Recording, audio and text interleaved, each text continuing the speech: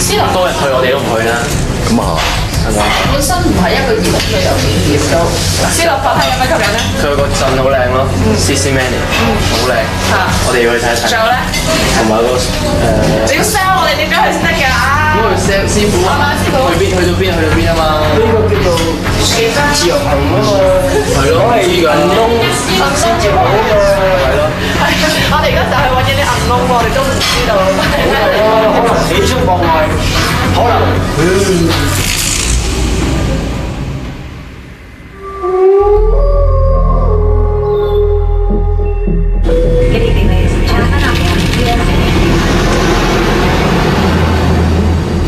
40日瘋狂嘆世界第2站就係呢個冇乜香港人去過嘅國家斯洛伐克。知唔知去旅行由一個國家去第二個國家有咩秘訣啊？唔知喎。唔知，第一件事要答有日光嘅時候去到嗰個地方，起碼行下熟悉環境先，心情都好啲啦，樣都靚啲啊！咁我哋揸車嚟到呢度，跟住我哋可以落嚟唞一唞。環世界啊嘛，又唔使趕時間，我哋咁多時間。拜拜啦，捷克！眨埋，我哋跳咗嚟呢個斯洛伐克，踩住斯洛伐克嘅土地啦。冇錯，使唔使舐舐佢啫？通常叫人哋吻一吻噶喎。唔使啦，唔使啦。咁原來過關就好方便嘅啫。我哋嗰個方便過去內地啊，嗰個關俾沓 passport 打個印就走得噶啦喎。而家 passport 咧，其實基本上成個歐洲咧都差唔多噶啦，只係嗱呢度捷克啦、CZ 跟住 SK 即係斯洛伐克啦。而今次因為我哋坐車過，所以就唔係飛機，而係車啦。係噃，新發現喎，簡直犀利喎！好凍，走啦！師傅話去旅行應該要揾啲旅遊書都冇乜介紹嘅地方，因為咁先有驚喜啊！點幾鐘啊？食嘢咯，係嘛？呢啲路邊餐廳你介唔介意先？呢啲路邊餐廳成日有驚喜㗎，係咪啊？好多時候廚師有佢 ，waitress 有佢，老闆有佢，煮啲係家庭菜啊，多數都食添啊！每一個字識喎，我識個 open。嚇，仲有得揀，我就揀呢個啦。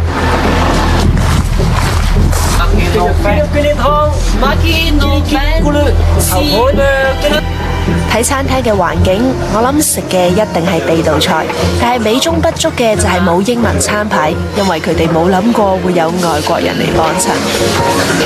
燒柴，呢個，Gulu special， 嗰啲一嚟落個湯，好似馬龍過江咁樣。我哋咁樣亂叫，可能都係好食嘅。好好食啊！好食。好食啊！ OK， 好。雖然唔係我哋叫嘅嘢，叫乜嘢？呢個嚟乜嘢？總之好食啦。試味飯咩嚟嘅？雞啊！全係一樣嘅，全部都雞啊！唔係啊，全部一樣。係全部一樣。梗唔係啦，唔係豬扒嚟嘅，豬扒好食咩？可能家庭嘢有家庭嘢嘅好食。跟住係3個鐘就要上水。waitress 有佢，老闆嚟嘅，廚師都係佢一個劇㗎啦。嗰種又唔知佢係乜度食咗好好味嗰個經歷，咁先似去旅行㗎嘛。啊，真係估唔到啊！快餐店一個漢堡包餐嘅價錢，都食到啲咁好味嘅嘢啊！好似賺咗咁咯，最後突然之間如果你唔知道食乜咧，你覺得咁賺咯。但係如果唔知係咩冇 expectation，然之後出嚟咁好賺咗。主持人呢個有算主持。唔係啊，助手嚟嘅，助手嚟㗎。我係攝影師助手，飯食嗰啲咧。中國人飲湯就要趁熱，但係歐洲人就習慣要攤暖啲湯，所以湯有時會喺食完主菜先上。一樣嘅，一樣咁鹹，就冇咗個加力味。鹹到爆。飲鹽水啊，唔使叫鹽水啊。因為啲人食嘢啲味鹹啲啊嘛，頭先個雞都偏鹹少少咧。頭先嗰個係豬扒，唔係雞嚟嘅。我食晒成碟喎，我明都係雞嘅。第時節目揾你介紹食嗰啲就弊嘅啫。飲食節目要死啦！記唔記得咧？個個都滿意係咪啊？好滿足，好開心，點啊？覺得好唔好食啊？好食，嗰個扒好好食，扒？你頭先唔係話雞嚟嘅咩？改口啦嘛。咁個湯咧都幾好飲嘅，你有冇試過啊？鹽水撈蒜蓉和碎佢嘅味道，唉！我哋一陣上車，冚車都聞到我哋嘅臭口啊！係啊，走啦走啦走啦！斯洛伐克進發啦！斯洛伐克，斯洛伐克。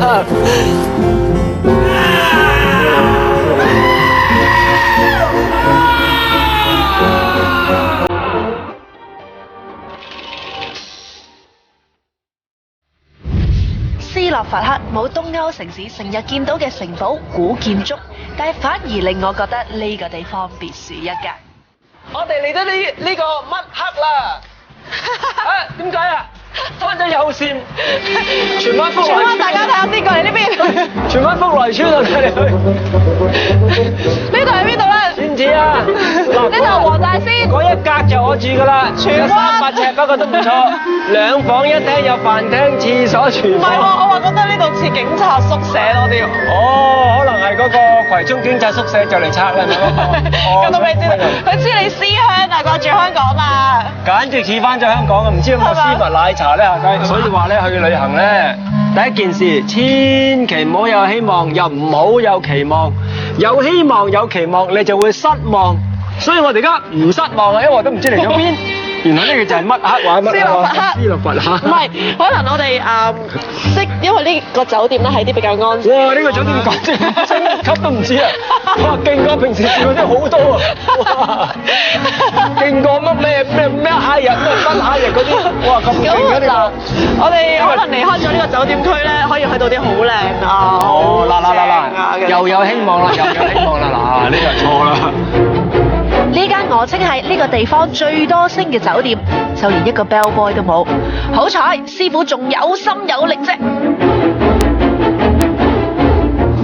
我哋喺邊咧 ？We are here。係啦，我哋喺呢度嗱，住經過呢個坑，住。嚟到非洲嘅邊緣就我哋嘅酒店啦，所以你見唔到因為出咗去非洲啦，所以冇辦法啦。呢個圖係揾唔到我哋住喺邊。拜拜。唔拜拜住喎，又影我哋個。睇下你間房嗰4件行李喎。咁我介紹下啦，好巴閉我間房，你個少嘢啊。係啊。唔好意思，呢有啲咧，最多只可以容納3個人啫。好，1個、2個、3個。嗱，仲有一樣好勁嘅嘢，我睇住啊！你睇下，佢冇第二塊梅山嘅。係啊，如果你唔知咧，挨埋落去咧，可以挨埋。嗱，唔好喐住，第一個介紹功能，光能走廊。神奇光能走廊。好啦，有人就有燈，冇人就冇燈。呢個第一件事犀利咧，好先進啊！係啦，第2個哇，呢埲牆就犀利啦，呢個門。情侶酒店特色門零隔音泄漏私隱木門。第3個犀利，呢個牌好耐冇見過咧，唔係咁容易有噶啦而家。懷舊超重鐵鎖匙。嗱，得電腦化嘅年代，佢仲有呢個牌唔錯噶啦。哇！我哋個浴室犀利啦，你睇，超級雙人豪華大浴缸，冇得好浸大浴缸。仲要喎，唔使佔廢膠喺度喎，自己天然甩凸嘅喎，犀利啦！仲有個犀利，一個走廊可以擺4個篋，點執篋走廊？小件啊！仲犀利，哇！有標嘅喎，有標嘅喎，超級大露台，靜如深海，有景房冇景大陽台。最啱退休人士住，一定唔會俾人嘈親。雙人豪華套床，1人1個床頭燈，方便你睇書。硬過木板2人套床，床尾有電視喎。低清廣播大電視。嗱，最犀利呢樣，佢哋唔用夾萬，因為古代啲人唔用夾萬噶嘛。你有咩貴重嘢咧？就擺呢度。此地無銀大夾萬，擺擺咗裏面之後咧，驚人偷噶嘛，跟住攞住佢。嗱，我連鎖匙都帶埋去食飯，我睇你點偷。好啦，介紹完呢個特別功能啦，好啦，犀利啦間房。師傅，我嚟偷你啊！你又嚟參觀個超級雙人豪華大套房啊！哇，好靚喎！梗係啦。咁你諗住開邊個篋嚟啊？今晚？唔使驚，呢個酒檔係俾你擺篋嘅啫，冇話俾你開篋噶嘛。咁今晚真係唔出糧啊？唔使，抹下身咪得咯。有1,000蚊。佢同你一樣嚟參觀下雙人豪華大套房。佢唔係蚊，佢唔知咩怪物。有熄燈啊出面。嗰個特別功能我介紹過啦，嗰個特別功能嗰個先犀利。熄燈，好，我幫你開翻個燈佢。係啦，你唔喐佢唔開，你喐佢就開㗎啦。咦？哎，我開㗎，好嘢。嗱，你呢個凳先犀利。嗱，你唔好喐我喎，呢個凳咧係方便你睇書。不過你等幾分鐘先得喎。最精彩呢一刻㗎啦！呢個酒店真係幾厲害。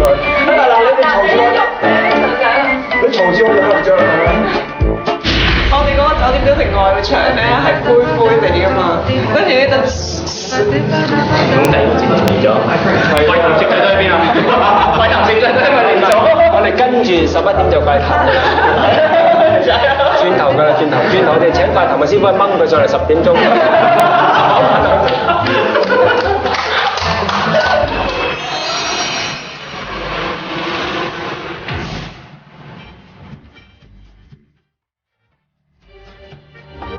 同師傅出埠梗係要去蒲啦！全個坑最旺嘅呢條街㗎啦，呢條街就等於我哋香港嘅蘭桂坊一模一樣，所有夜生活啊、情侶啊、約女出去街都喺呢條街。跟住啲音樂，跟住啲盞燈啊而家。我諗而家呢度一日啱啱先開始啫。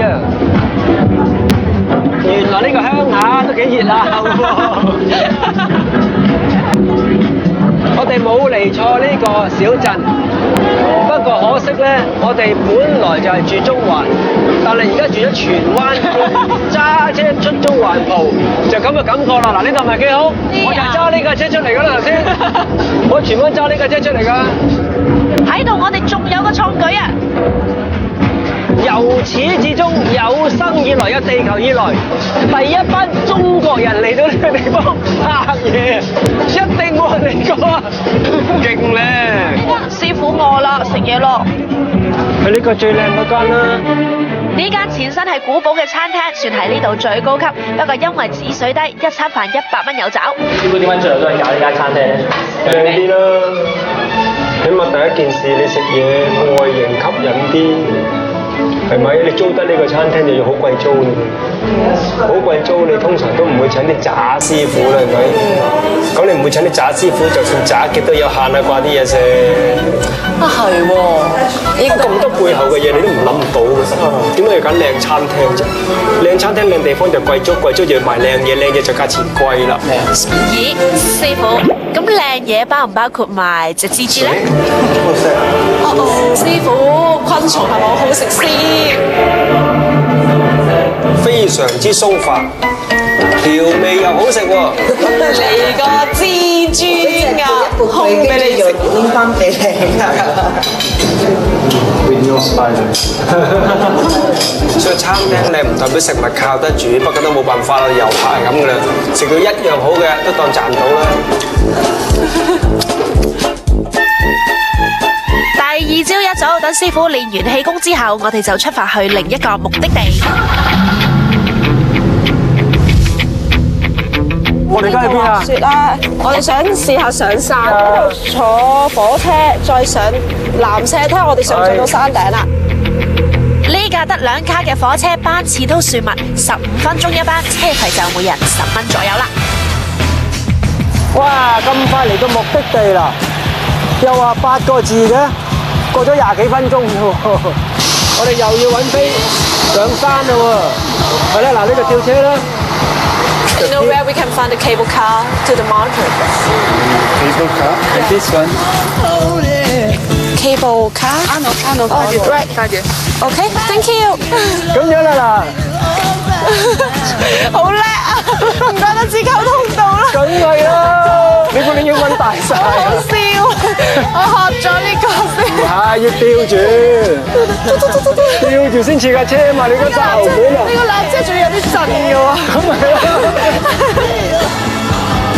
嗱，你應該去旅行第一個條件係咩咧？有得去，趁後生去啦。你睇我哋行到嚟呢度，可能一半路程啫。到你60歲或退咗有錢人就先去，可能咁樣嘅。3個鐘頭你先去到嗰個站嘅。呢個路牌咁曖昧，斜斜地指呢度。咁究竟斜斜地呢條路直上，定係斜斜地嗰條路去咧？如果咁樣我就知道嗰度啦，係咪？咁樣我知呢度佢咁樣。算嚟睇下嚟，師傅，你嗰個羅家咧？不如唔好啦，信我哋古代嗰啲抌個石頭先。哎，呢個抌唔喐嘅喎。點啊？哇！落翻轉頭，唔係嘅意思係呢度。嘅意思係呢度。師傅，你撞彩嘅咋？靠粒石咁都俾你揾到個纜車站。390蚊一個人，我哋晚餐嘅價錢。話食一個晚餐就坐20分鐘來回嘅，哇，好肉赤咧。快飛仔，快飛仔！嗱，佢仲送埋個女仔添㗎，有個女仔配搭㗎啦，所以咁貴啦。師傅，我唔阻你兩個二人世界啦。拜拜。我唔做電燈膽啦，你兩個上去玩啦。我下一架車追上嚟嚇。歐洲人咁大只坐得到4個人咧？係啊，所以我哋每一次搭飛機我都覺得我哋亞洲人好幸福嘅。初時以為呢架纜車冇乜特別，但係原來我錯啦。喂，呢度比我哋香港啲纜車傲啲喎。哇！哎呀，好似玩過山車啊！好恐怖啊！係啊，好驚啊！停咗添，停，跟住1個鐘頭之後先行翻上去啊！咁我哋呢程就翻本咯喎，又開始飆冷汗啦，又除衫，越坐越驚。冇喐太多啊！已經盡量唔喐㗎啦，我個身喐啫，個機冇喐。冇喐啊！好驚啊！咁我聽下師傅講啲咩先。嗱，頭先點解你見到有行路落山咧？原來佢上山咧，同我哋呢個經驗一模一樣嘅。佢落山嚟講就扮醒目少少啦，就唔再坐呢啲車，佢寧願行落嚟好過啦。我哋咁樣停下上下停下上下啦，原來咁樣可能係上咗半個鐘頭。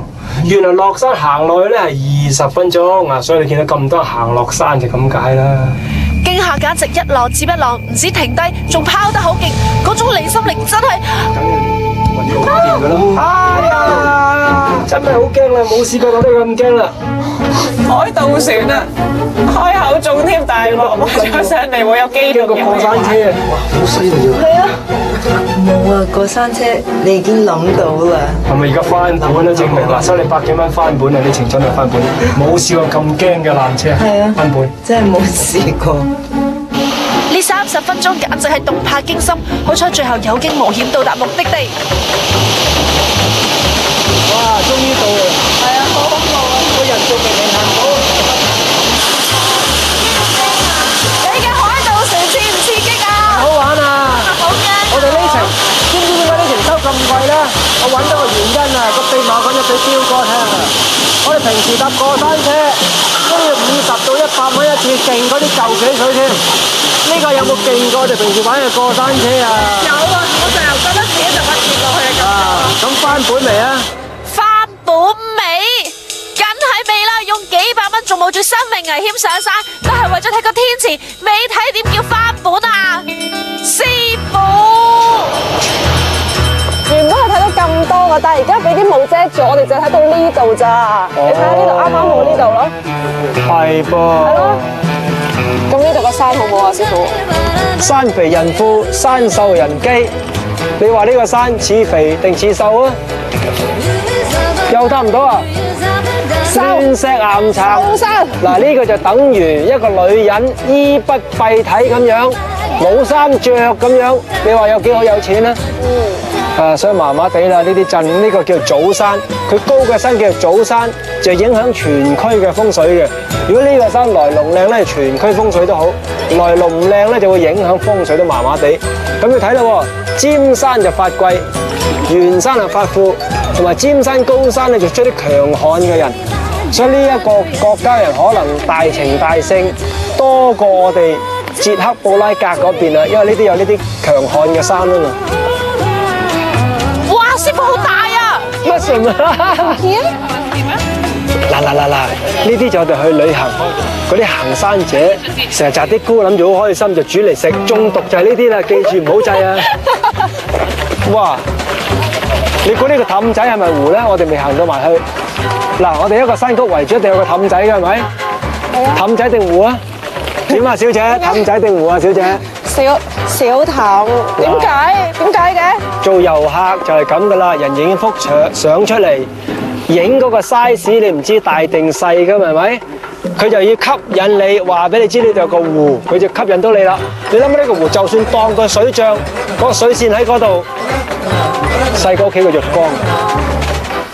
你屋企個浴缸咁大？梗係啦，你睇小河大佬。哇，你好咯！我哋浴缸游水游300轉嘅可以，我就靠嗰個健身嘅。跟住水清點講嘅話？點樣形容啊？水清沙幼。唔係噶喎，人哋水清有形容詞噶喎。見底嗰個點啊？讀書人，我揾唔到形容詞，讀得書少啊。個水又清，見底叫咁啊？清澈見底。咁行嘅唔係呢啲嘅喎。死啦！大家啲形容詞揾唔到，算數啦，算數。唔係，其實平時有，但係見住呢度大家我哋成日唔讀書，唔讀書嘅壞處就咁啦。所以成日叫人讀書咧，唔讀書冇形容詞，詞類唔夠，咁啊詞不達意啦，即係等於而家我哋咁樣。我好想形容呢個情景，形容唔到啊，係咪？我哋花咗2嚿水就嚟睇呢個水氹㗎啦。本來諗住早啲落山翻出市區，點知翻嚟搭呢架㗎嘛，搭錯火車咧，成日有啦，係咪？不過有啲人成日搭錯嘅喎，後面嗰個咧等咗30幾年啦，等到而家，仲喺度笑人，搭錯車嗰個唔係佢，係我哋啊！邊架火車多人上我就坐邊架㗎啦。唉，下一班火車都唔知幾時先開，師傅師母不如唔好喺度等啦。我哋唔使搭30年係嘛？係啊。師傅，人生變幻無常。梗係啦 Life must go on，唔係 life must go on。我成日都話啦，最叻嘅人係乜嘢啊？你冇聽過語錄咧？係咩啊？我成日叫人千祈唔好有計劃，有計劃嘅人一定係唔成功嘅。最叻係咩人啊？隨機應變，遇到咩困難，見一步下一步解決，嗰啲人先會成功，咪即係我哋咁樣啦。上唔到車點算啊？怕咁查咯，咁點算啫？唔通坐喺度居居等咩？好好。呢個車翻咗去 Popec， 兜翻轉頭嚟接我哋啦，專車嚟噶，走啦，拜拜。好，我哋去 Popec 見。去到 Popec 有咩玩呢？打俾佢先。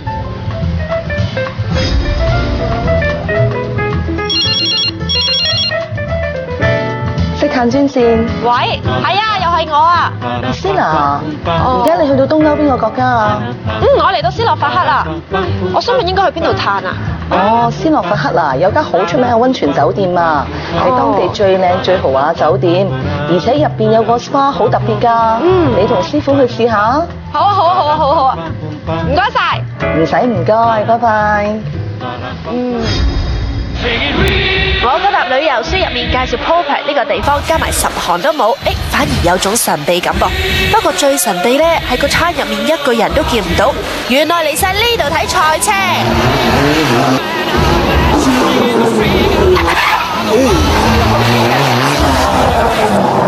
嗱，我哋去旅行，盲頭烏煙咁亂撞，咁啱撞到人哋成個鎮封咗啲路賽車。好處我哋有意外收穫，壞處啊，我哋翻唔到酒店。要行路上酒店啊！好似好危險咁樣，會一個唔覺意飛埋過嚟咧。我哋唔係成日睇有啲黑碌片段，一架車轉翻轉唔轉發出嚟，全部啲人發到好似打保齡咁嘅咩？我吹過你把口啊！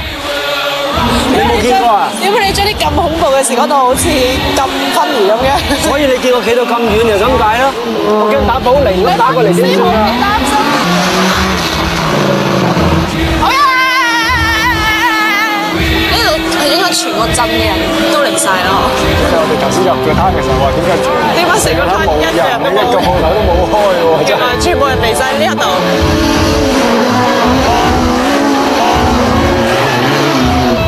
咦？到咗啦！師傅，我哋要跑過去，衝過呢條白線就到啦。衝唔過，錯錯，點算？好嘢，終點到咗酒店。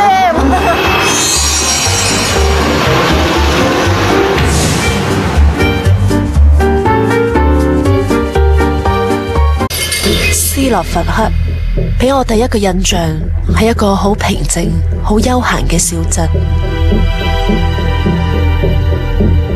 冇諗過呢度竟然有一個刺激嘅活動，分分鐘仲激過怪談入面嗰啲破地獄、遊地府儀式。總之，少啲膽量都唔試得。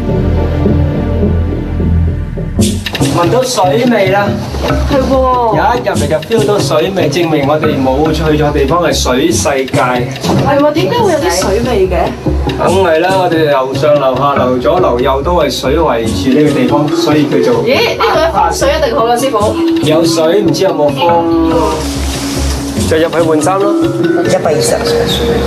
似唔似生化運動搞搞震啊？唔係喎，佢話係因為你喺急凍之後再做運動咧，你成個新陳代謝啊、血液循環好好多，即刻靚晒嘅喎。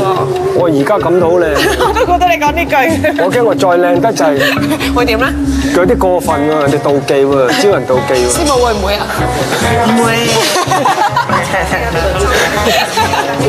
做呢個可能好啱我哋長途車咁樣搭幾個鐘頭。哦，咁就啱啦，一於你。嗱，成添人一齊啦！係，有啲咁就啱啦。簽名。一齊嚟啦！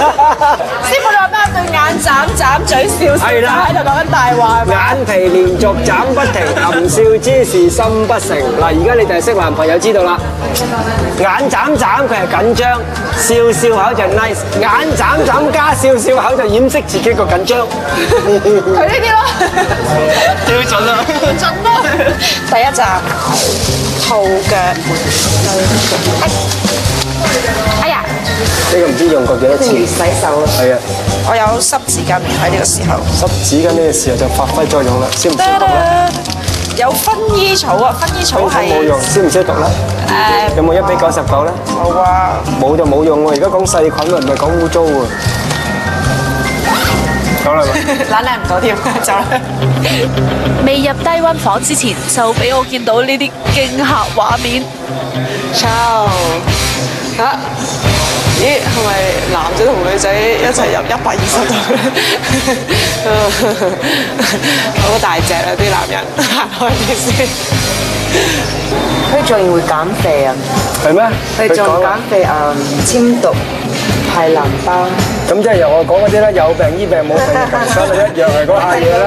點解由我哋嘅行程嘅第一日開始到而家，每一樣嘢每一站都話呢個世界不外乎呢樣嘢嘅啫。總之做咗有益冇害，有病醫病，冇病強身，肥可以減肥，瘦可以增肥。呢個負120度 SPA 近年喺東歐非常 hit，因為據講對減肥有正面功效。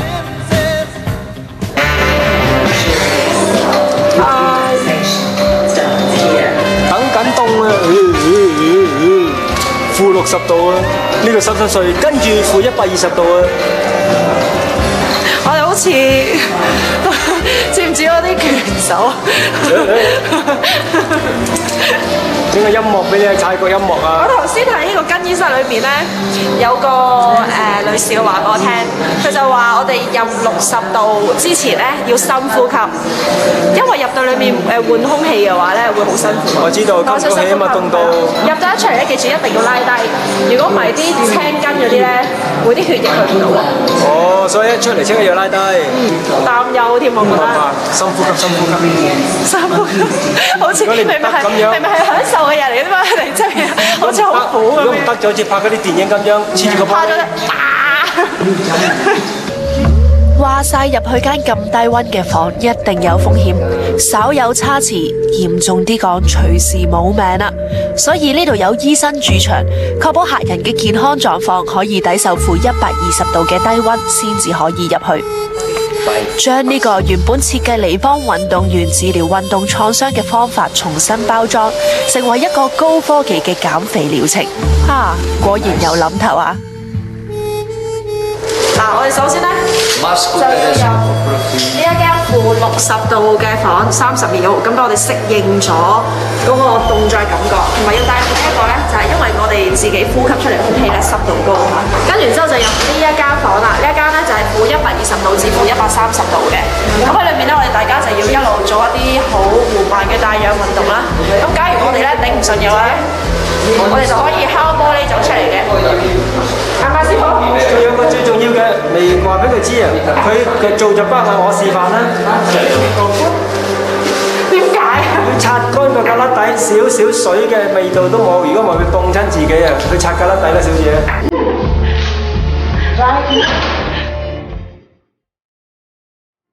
要由25度一下子跌到負120度，身體機能會適應唔到，所以一定要先入負60度嘅房逗留1分鐘，等身體適應下。但係呢1分鐘就好似過咗1個鐘咁啊！戲肉當然係入去負120度嘅房度，基本上呢30秒驚嘅感覺仲強烈過凍，頂唔住啊！放我出去啊！Watch your step, please. Okay. 好彩，因為佢一笠住嗰個，所以唞多氣。因為我上次去加拿大係凍到唞唔到氣，呢個肺冇問題，呢手腳。好辛苦，我一入到去一陣咧，我已經不停咁想出嚟，但係裏面嗰啲凍嘅煙咧遮住晒，我就覺得你們突然間變得好大咁，死真係揾又揾唔到師傅，做咩點解唔夠走出嚟？頂唔順啦，我係第一個嗌頂唔順，跟住師傅跟咗我出嚟，好恐怖。出嚟之後手腳都凍到乾晒，所以要即刻做多啲帶氧運動，一嚟可以暖翻啲，二嚟可以加速血液循環，對手身排毒有正面幫助。131啊，心跳！哇，真係好凍啊！開口啊！叫你平時做運動啊，唔做。好彩啊，冇做啊！呀！見到佢哋兩個好辛苦啊！原來第一次落點，第一次俾咗有線佢又，簡直慘啊！我望咗第一次，不如一齊啦！一齊咩？6點啊嘛，熒幕上第一次啊嘛。唉，係咪真係減到肥我就唔知，但係用180蚊試下身處喺負120度嘅感覺都叫值得嘅。不過一次好啦，下次咪搞我啊！負120度嘅 SPA 固然係其中一個賣點，但係呢間酒店可以連續2年成為斯洛伐克最佳酒店，其中一個原因就係喺斯洛伐克好少酒店可以好似佢咁豪咁靚，所以有好多中產階層間唔中都會攞幾日假嚟呢度嘆世界。Bang bang, my baby shot me down。風景幾靚啦，4咪又搞嗰陣參觀啦，我間房，冇錯，琴日間房有乜分別咧？有幾大分別先？等我又介紹俾你睇啦。首先又介紹呢個超級無敵洗手間，睇下呢個洗手間有咩無敵啊？有嗱，原來有女士嘅恩物，有埋呢個盤嘅，因為我哋琴日嗰個唔好話盤啦，面盤都冇咁滯啦。跟住超級無敵名牌 designer 嘅洗面盤，洗出嚟面都靚啲啊！我就係靠呢啲，所以個樣唔會老啦。跟住仲有呢個浴缸嗰度厲害喎，佢呢一個咧人體背脊角度嗰個設計，你坐咗落去個頭就啱啱晾住呢度噶喎，哇！呢下嘢唔好睇小佢喎，有時細節嘅嘢就係爭少少㗎咋。不過有個問題喎，廁所出嚟對鏡喎，風水唔好，呢個會腎膀胱泌尿系統有問題。不過我哋唔係長住，我哋租客影響唔到嘅，住幾個人。呢張床就夠犀利啦，呢個個6尺半大床，打關鬥，5個靚女一齊同我瞓都係個位。有冇啊？1個、係2個、3個、係嘛冇4個、5個啫喎。瞓到5個靚女啫，不過冇5個靚女。師傅，呢間房我幫你揀㗎，貪佢有個靚景啊嘛。你睇下係得你啊，係有呢一邊全 view 㗎咋。超級無敵大，係咪啊？哇！你得嗰兩嚿嘢咁恐怖，仲唔係電發電？嗰啲卷喺度喎，啲電纜一定啱。師傅角度唔係咁睇嘅，我哋踎低啲。哦，咁睇嘅。冇事咯。係咪好靚啊？不過有起樓動土散喎。誒，再低，你咁睇㗎。得啦，你縮埋咗啦，走先啦，拜拜。喺東歐古建築就見得多，室外泳池就好少見。酒店就睇準物以罕為貴呢一點，索性起返幾個，結果成為 Popret 最受歡迎嘅酒店啦。着成咁做咩？你估我游水咧？梗係唔係啦！浸溫泉啊！成個泳池咁大嘅溫泉，你見過未啊？不過呢啲溫泉咧就唔同我哋日本嗰類嘅溫泉，因為歐洲人嘅溫泉嘅泉水咧，其實真係代表有好多礦物質咁解。但係兩者一模一樣嘅咪就係有病醫病，冇病強身咯。浸啦！咦，暖暖地喎，幾好。外面7、8度嘅天氣，而家呢度我諗27、8度，有冇都想落嚟浸下咧？幾好，咁我浸下個礦物溫泉先。呢個酒店嘅溫泉泳池4季開放，酒店住客可以免費享用，街外客就要俾港幣160蚊入場費。突然有啲掛住香港以前嘅水上樂園添。呢間酒店淨係戶外溫泉浴池咧都有成5個啊，再加上咧呢度每個溫泉嘅溫度都唔同啊。嗱，呢一個咧就暖過頭先嗰個啲啲啦，同埋咧你睇下成個水上樂園咁，呢一個咧3樓嗰度上落嚟㗎，嗰邊嗰個咧又係另一個款式喎。所以咧你睇下四周圍咧都有好多一家大細，甚至係一 pair 情侶咧都嚟呢度玩啊。後面個 pair 咧絕神咗好耐㗎啦，我諗搣唔開添啦。我發覺東歐啲女仔真係幾靚㗎喎，身材又好，師傅唔落嚟真係嘥晒咯。我慘啦，一個靚仔都見唔到。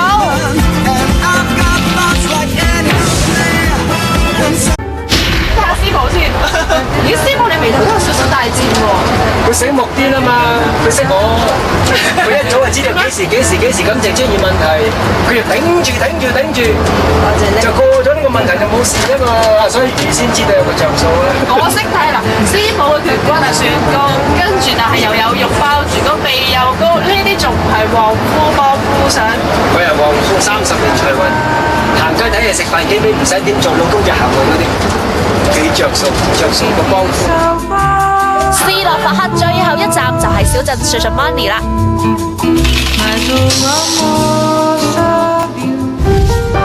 Shashamani 一個仲細過旺角。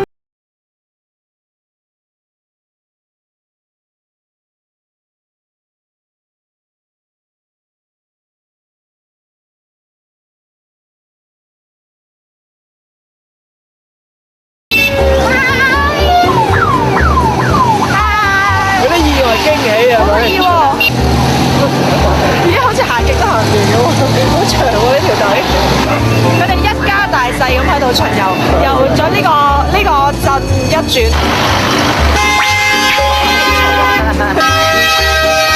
拜拜。好啦，到我哋啦。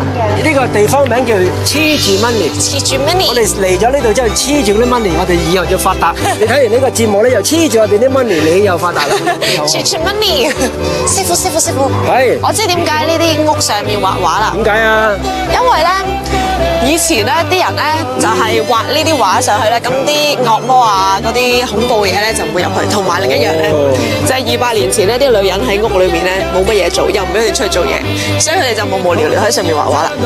終於俾你估中啦！呢個答案一早知啦。呢個大家一班師奶有一個就畫開，畫開對面師奶就喺度抄襲啦。你畫呢個樣，我畫呢個樣，畫下就全屋都畫晒，本來得一個角㗎咋。然之後就成為咗一個師奶聯盟啦。冇錯，有畫畫嗰啲就係一 group 嘅，冇畫畫嗰啲就係另一 group 嘅。冇畫畫嗰啲等於我嘅性格。你着名牌，我着廟街貨，唔睬你。呢個就唔畫嗰個代表自己獨特。嗱，畫咗呢個叫反而畫咗先成跟風啊！係啊。點知200年後大家睇嘅嘢當然唔一樣啦！呢啲當時好獨特嘅人，而家就冇人欣賞啦。反為呢啲好庸俗嘅人，而家就變咗一個特色。所以有時歷史嘅嘢，我同你都估唔到嘅。行下睇下仲有冇啲突出嘅人啦，跟風人好多啦，係咪？突出嘅人比較少啊。呢度啲人都應該幾 nice。我諗都係啦，小鎮通常都係㗎啦，個個都識㗎啦。Hello。不如入去參觀下啦。得唔得咧？唔知。Can we have a look? Really? 真係得喎。幾好人啲人。好得意啊！你着得。You have a nice house. Is it you own it or you rent it?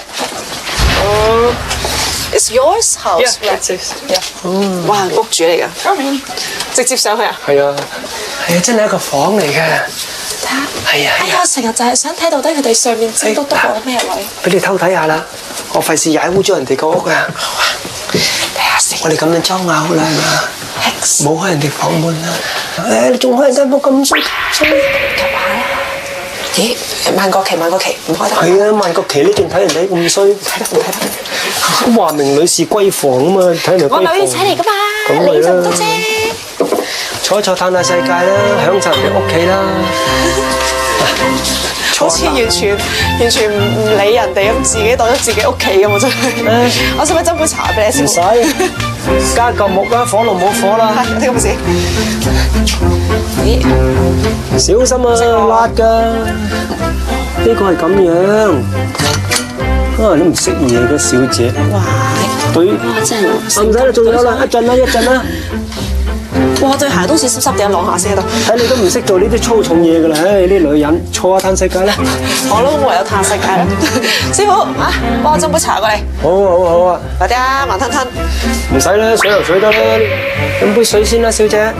不過咧，佢哋話呢一啲屋咧，2年前仲可以俾遊客住嘅，但係因為而家咧起咗我哋頭先見到好多好靚嗰啲嘅細嘅酒店仔咧，所以而家就冇人再會租呢度住。所以佢2年前最後一間俾佢買埋啦。幾有眼光，可能而家升值咗啦。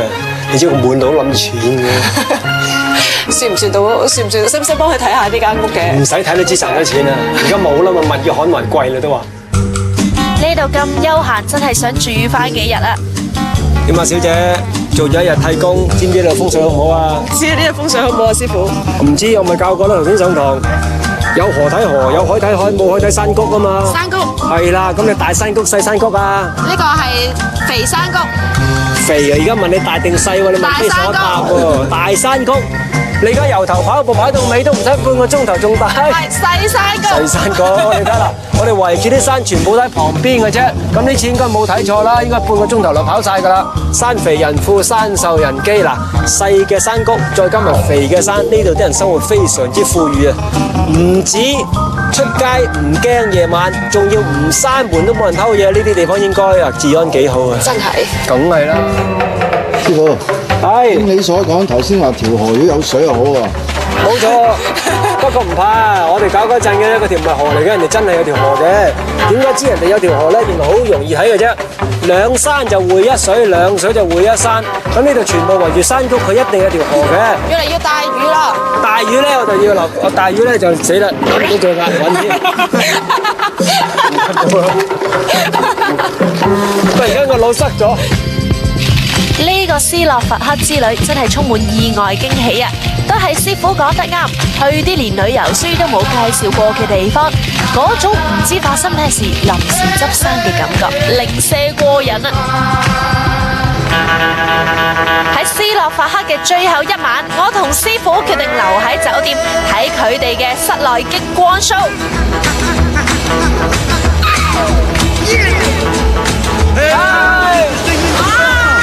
我哋呢個唔係普通嘅水啊，礦泉水嚟嘅。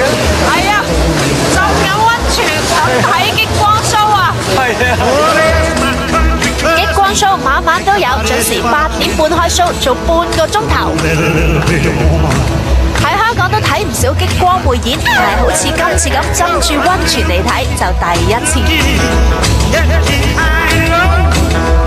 真係估唔到啊！呢度嘅激光 show 都做得幾有水準㗎喎，就連師傅都讚啊！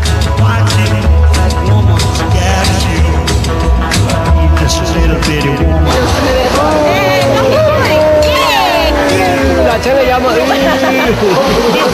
拉格最後一日嘅時候，我哋就喺香檳度過啦。一日咧，我哋喺香檳再加埋溫泉。呢度叫酒池玉林啦，玉林喺呢度，酒池喺呢度，酒杯喺呢度，幾好啊！斯洛伐克咧，佢就雖然小嘅城市或者小嘅國家，但人情味咧就好多㗎。嗱，我哋咁樣周圍拍嘢，影到啲人咧，啲人又唔會鬧我哋，就好開心歡迎。我對布拉格俾人趕走啊！大城市就咁樣啦，冇乜人情味。所以細城市雖然冇咁多嘢睇，就會開心啲；大城市多啲嘢睇，都好嘅。同埋我哋去到邊度咧，佢哋都即係啲人好肯幫我哋。雖然我哋語言溝通唔到啦，我哋做咩動作咧，佢哋都係會嘗試去理解我哋。冇錯，所以我哋呢個係身體語言喺呢啲國家好重要。原來我哋而家一路打落去咧，好多地方英文都行唔通，你會學到我哋好多動作㗎啦，跟住。好啦，為我哋斯洛伐克最後一日記唔記得個名啊？你？以前我以為乜黑，我而家知係叫斯洛伐克。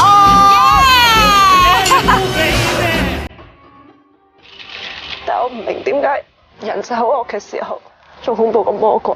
天有不測之風雲，人有霎時一身痕。我哋諗住二人世界燭光晚餐喺度㗎啦。師母咧？呢個臨記嚟嘅，唔該行開。咁我通常唔會委屈自己嘅。好勁嘅吹水啊！俾心機做啦，咁多嘢講。我哋喺裏面搞咗半個鐘頭。因為佢年紀大，識安全有安全套。我哋後生仔成日落網床做錯嘢，唔好重蹈覆轍就得啦。我哋我只係想喺度食粒瓜子啫，師傅，俾條路我行下好唔好啊？唔係咩啊？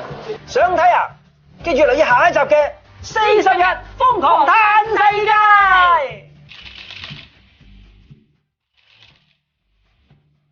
我年代都仲有玩橡筋繩，同埋有跑，證明起碼下貼紙。我哋跳大慢啊，將隻手又咁高咁高，仲要揾兩個代表差人㗎嘛，要一定差。高過個人嘅喎，點跳？咁咪高過個人啦，所以我後來咪練成咗霹靂旋風腿咯。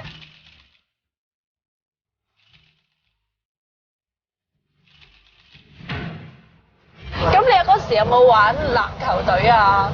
乜球都唔識，淨係識乒乓球。我嫌嗰啲波大得滯，我玩開嗰啲細波。我都得嘅喎呢樣嘢。你得？上次你屋企唔見你叫嬲我打。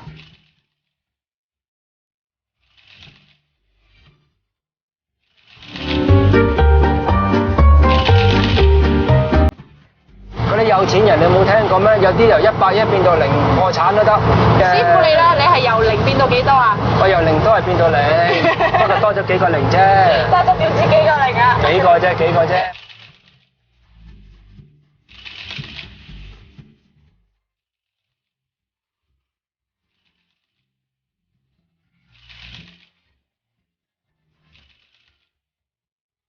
咁多錢要嚟做咩？冇用。所以啱啦，呢個問得啱喎，咁多錢就冇用。我成日講錢係夠生活就得啦，係咪？到死咗嘅時候合埋眼就乜都帶唔到落棺材㗎啦。